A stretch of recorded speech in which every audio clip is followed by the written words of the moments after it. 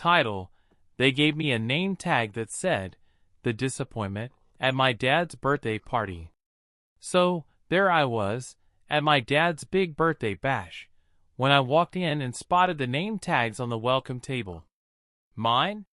It didn't just have my name on it. Right below my name, in smaller print, it said, "The Disappointment." I stared at it, frozen for a second. Then I heard her laugh, Stephanie, my stepmother, laughing like she just heard the funniest thing all night. "Well, it's not a lie," she said, sipping her wine, looking right at me like it was all just a harmless joke.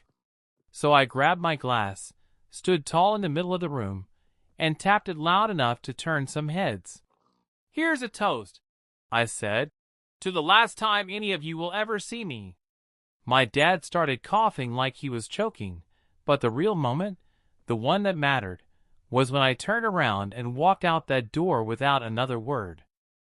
I am 32 years old, female, and if you asked my dad to describe me, odds are he'd start with, "She's my biggest disappointment." Not because I'm in trouble with the law. Not because I'm out there ruining my life. Nope. It's because I had the nerve to make my own choices instead of living the life he mapped out for me. My dad, James, has always been the kind of man who needs things to go his way.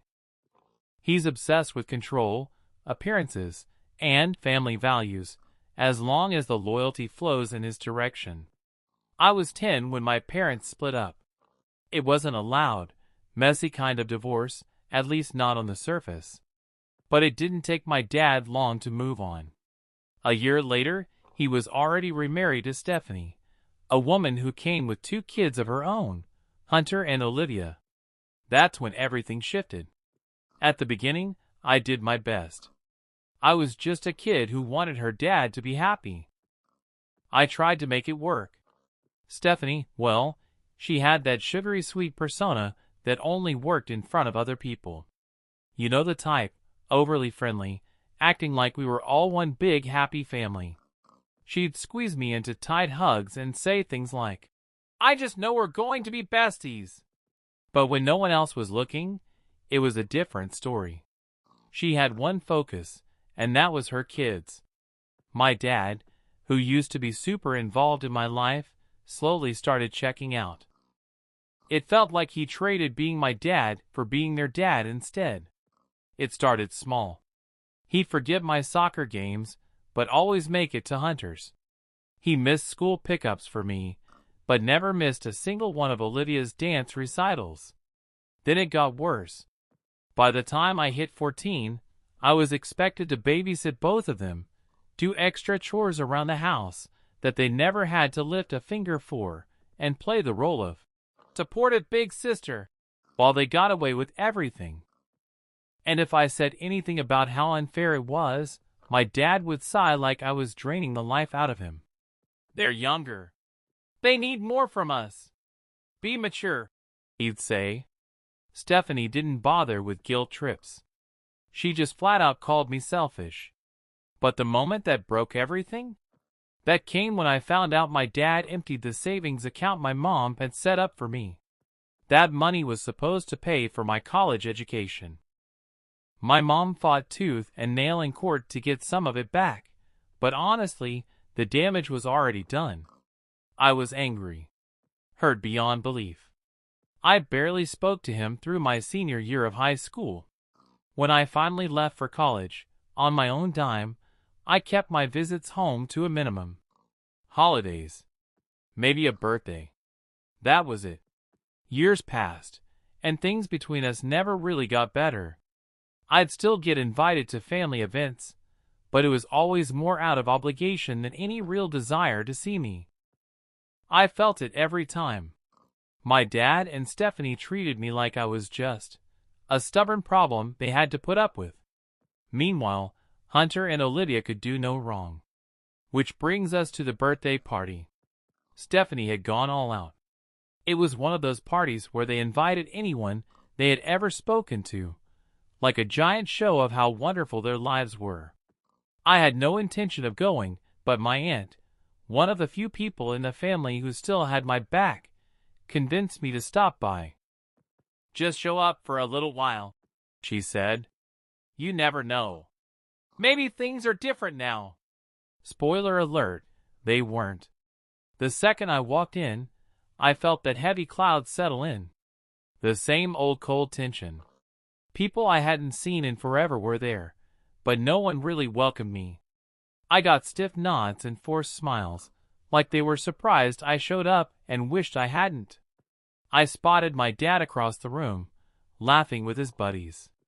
But when his eyes met mine, I caught it, just for a moment. That flicker in his smile.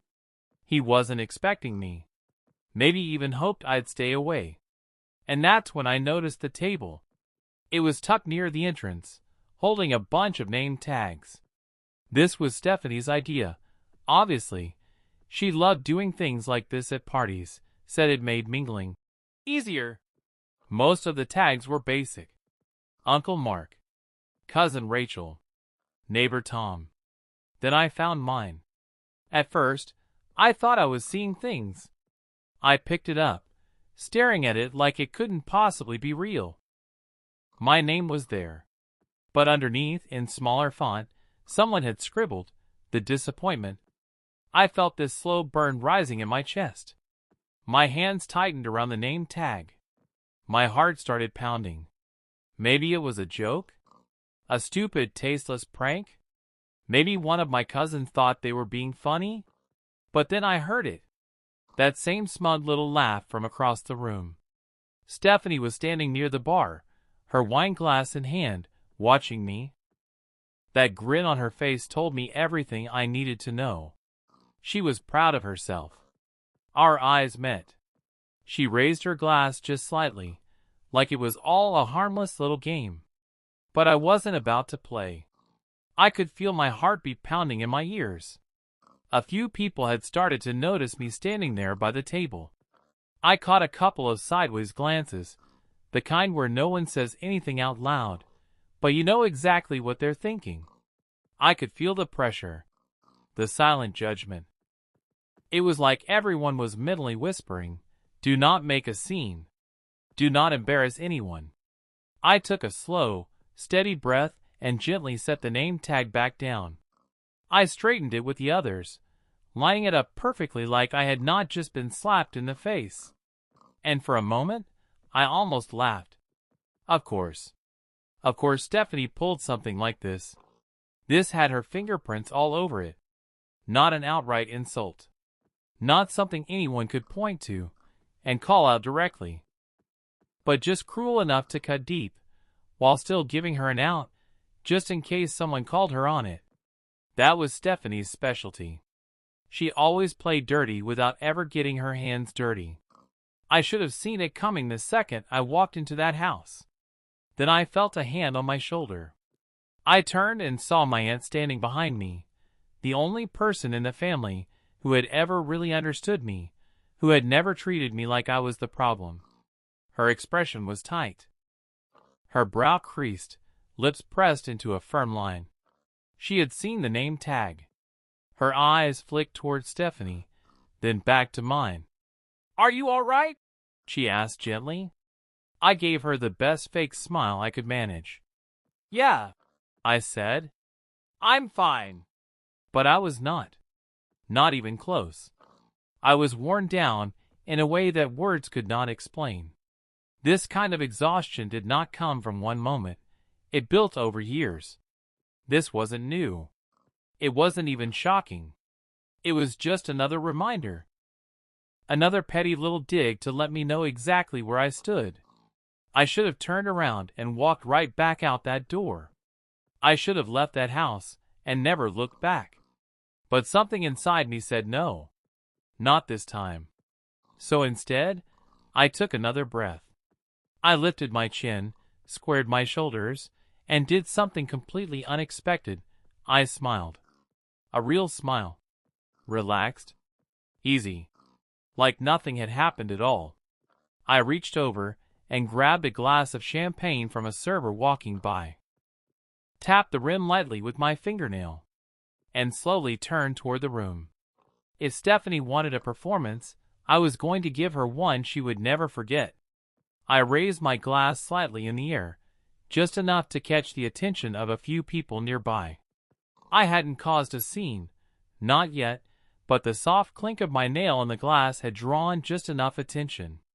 A few heads turned, and across the room, Stephanie froze for the briefest moment.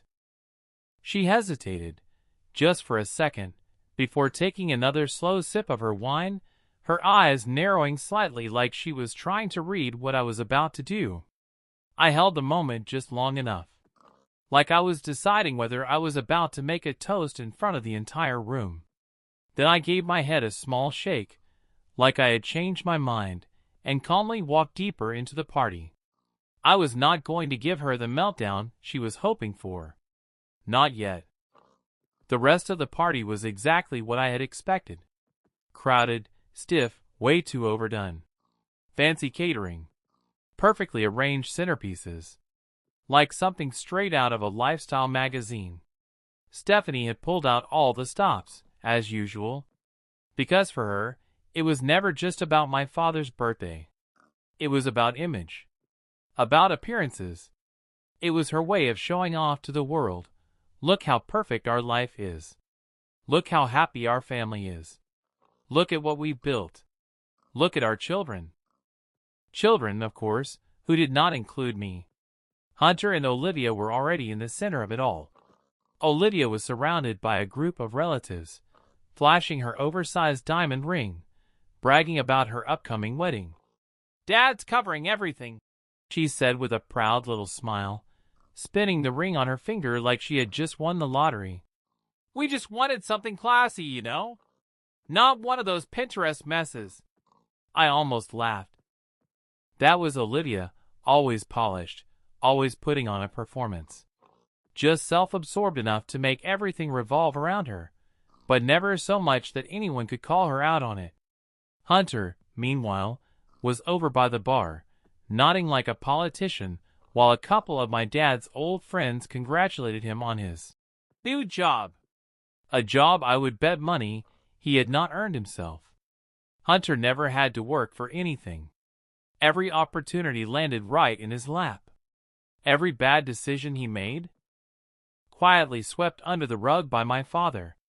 Part of me wanted to walk over there, drop myself right into the middle of their conversation, and stir things up, just to see what would happen.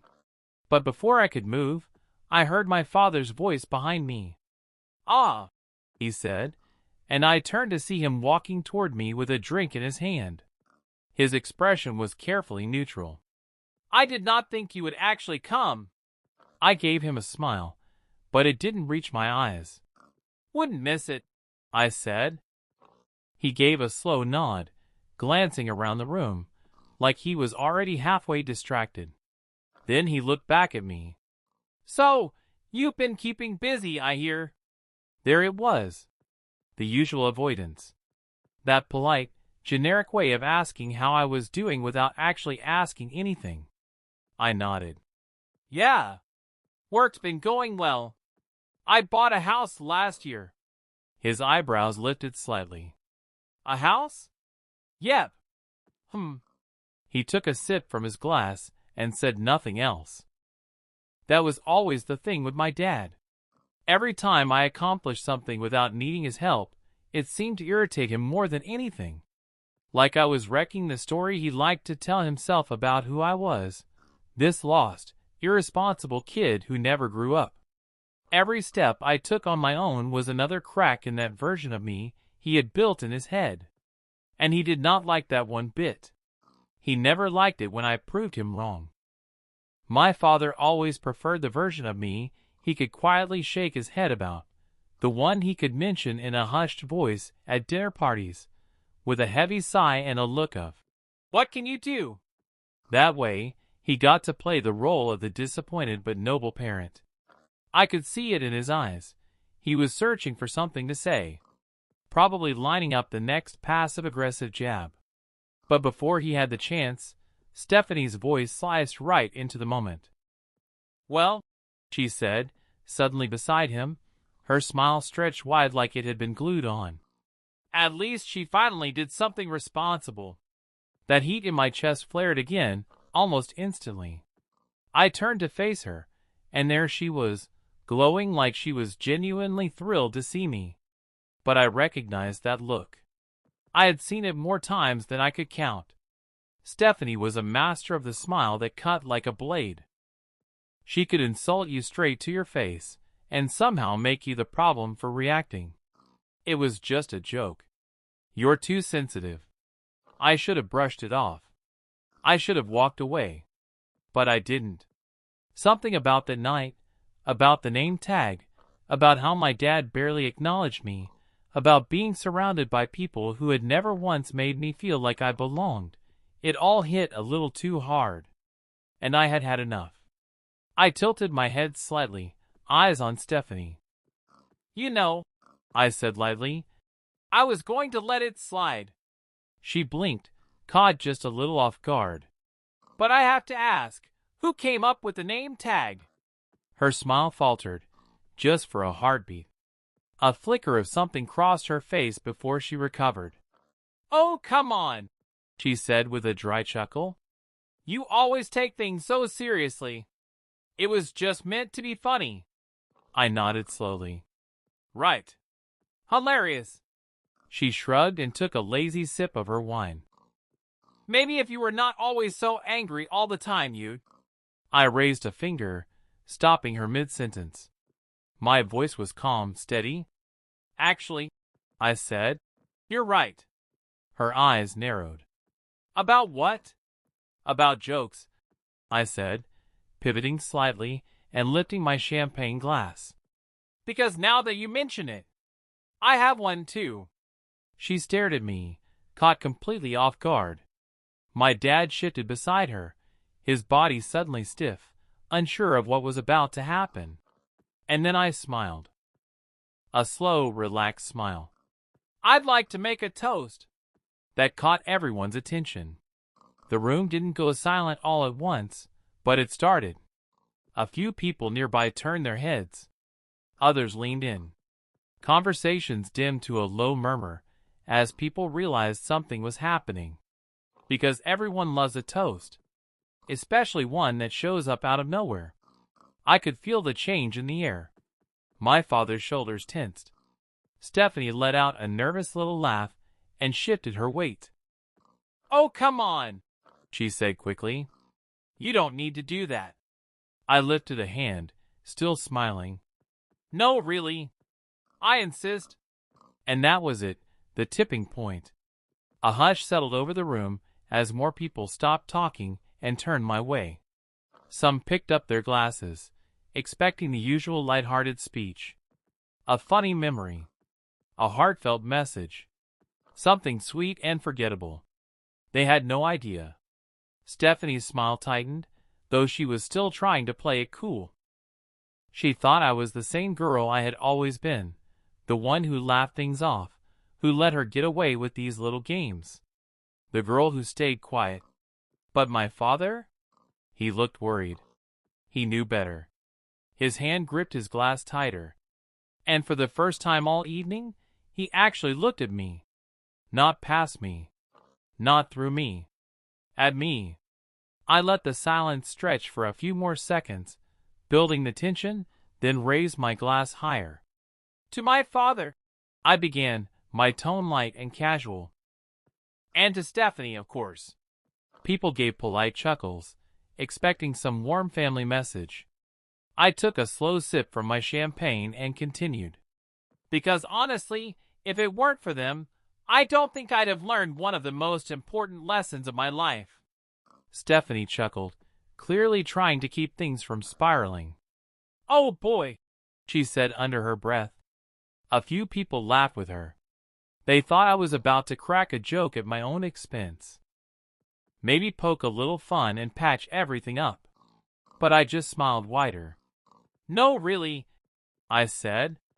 "I'm serious. Because I truly believe the hardest lessons often come from the people who challenge us the most." I turned to look at my father directly. "Dad, you always said that family is supposed to lift each other up. That we should be there for one another. that we should be proud of each other's successes. His Adam's apple bobbed as he swallowed hard. His knuckles whitened around his glass. He knew exactly where this was headed, and he hated it. I used to believe that, I said softly. I really did. The room was almost completely quiet now. All eyes were on me. I could see Stephanie's hand wrapped so tightly around the stem of her wine glass that I genuinely worried it might snap. I gently set my glass down on the table beside me. But over the years, I came to realize something. I scanned the room slowly.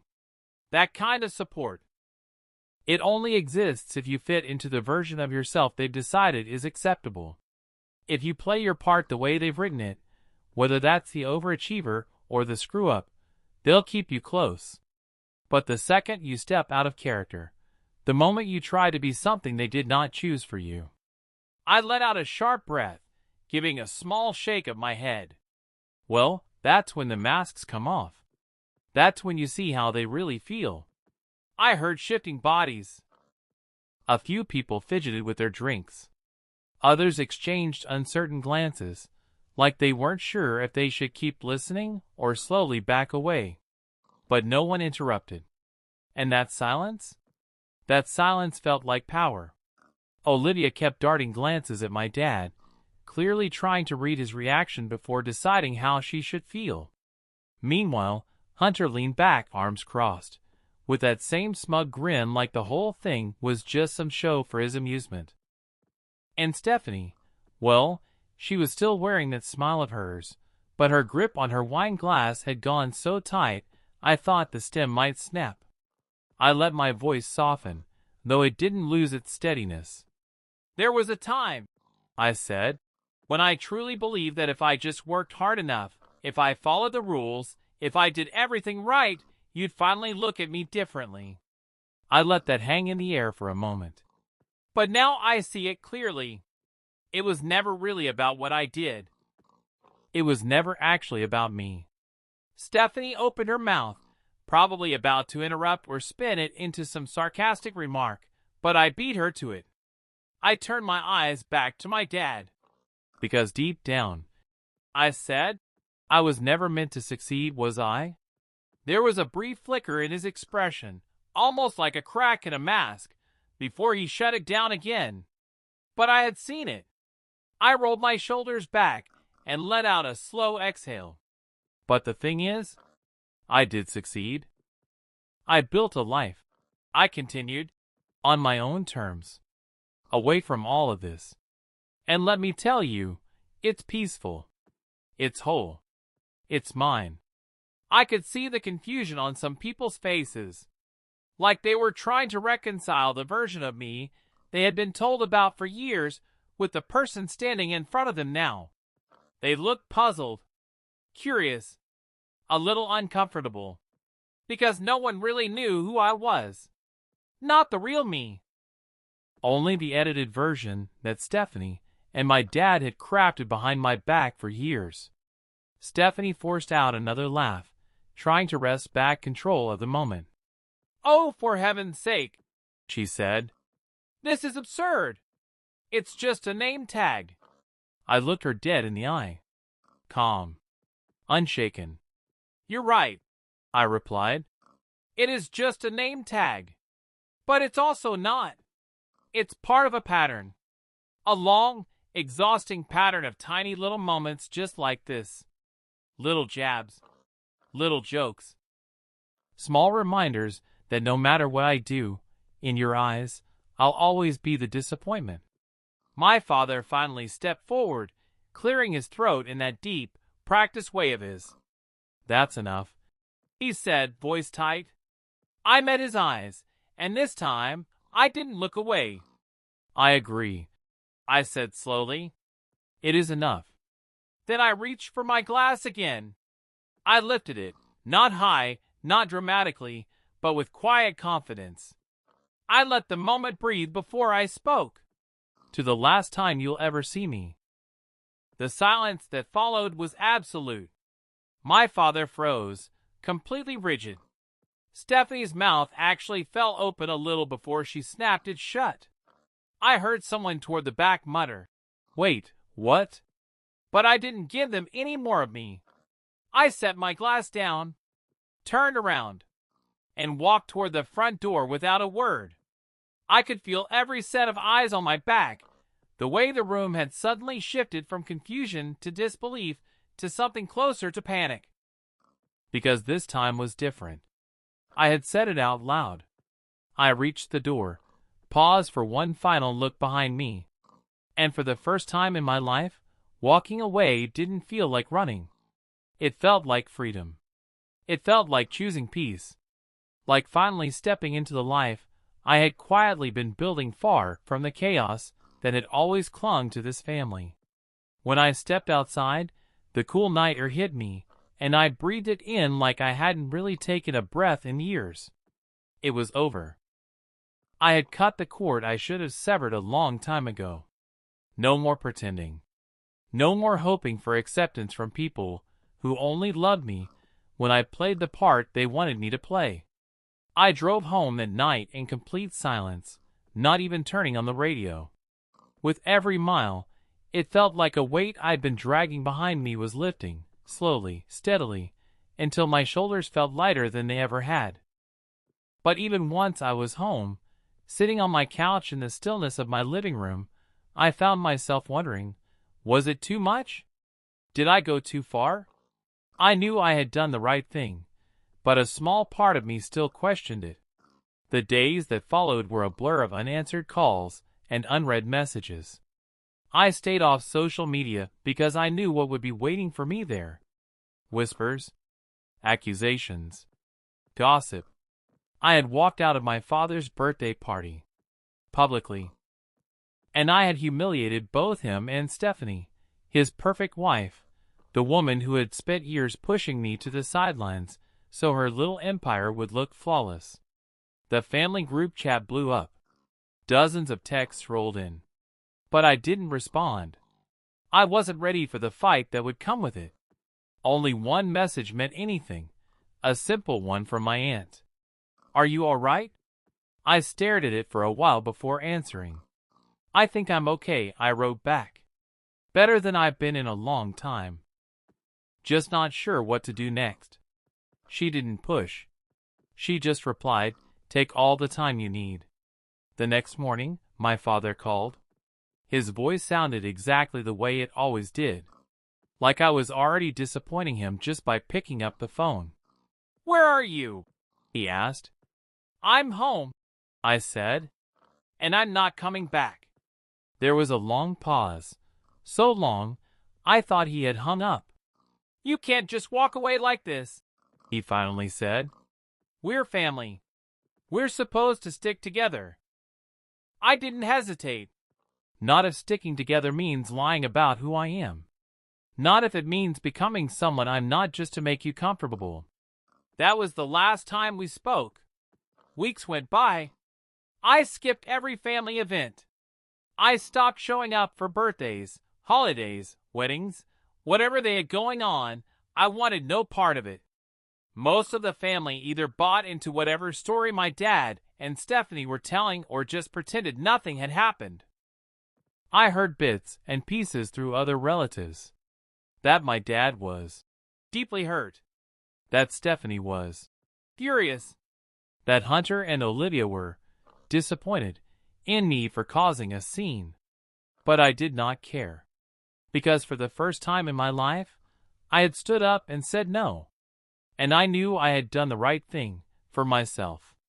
Life kept moving, and so did I. I kept waking up, going to work, cooking dinner for myself, laughing at dumb movies alone on my couch. I was still living, still thriving, not in a loud, flashy way, but in a quiet, steady way that felt new, honest. And even though I wouldn't say I was happy about cutting my family off, I felt something I hadn't felt in years. Peace. Not the kind of peace you get when things go right, but the kind that comes when you finally stop fighting for something that was never going to happen. Since that night, I haven't spoken to a single person in the family. Not my father.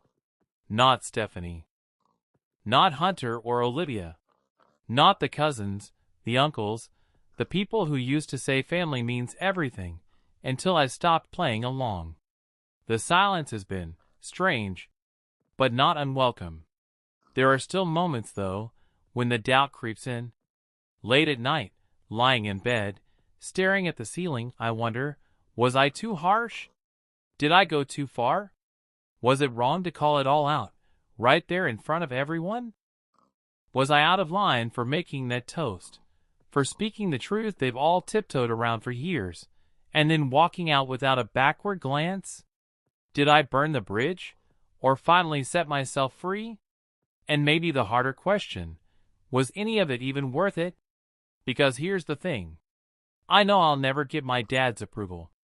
I know I'll never be the daughter he imagined, the one who stayed quiet, stayed grateful, followed the script. I've made peace with that now. I used to think if I could just be better, more successful, more polite, more normal, he'd finally look at me and be proud. But I see now that it was never really about me. It was about control, about image, about keeping me boxed into the version of myself they could all agree to be disappointed in. And the second I stepped out of that box, they labeled me the problem. But maybe, just maybe, I've finally realized that I don't need to be the daughter they wanted, because I've become the woman I needed. So here I am, throwing this out into the void. Reddit, tell me straight, was I wrong? Was I an a-hole for making that speech, for airing out the years of pain and tension in front of people who were just there for cake and champagne? Or was it long overdue? Was it selfish, or was it survival? Because I'm not looking for sympathy. I'm not even looking for validation. I'm just trying to figure out if cutting off your own family, people who hurt you in tiny, quiet, exhausting ways for years, can ever be the right thing to do. And if it can, did I do it the right way? Anyway, if you've made it this far, thanks for listening. If you've ever been in a situation like this, where your family keeps shrinking your worth down to a name tag joke, I hope you know you're allowed to walk away too. No matter who raised you, you are allowed to become something they didn't expect. And if you enjoyed this story and want to hear more, go ahead and hit that like button. Subscribe for more real stories that cut deep. And drop a comment below. I want to know what you think. Did they take it too far? Or was the fallout exactly what they deserved?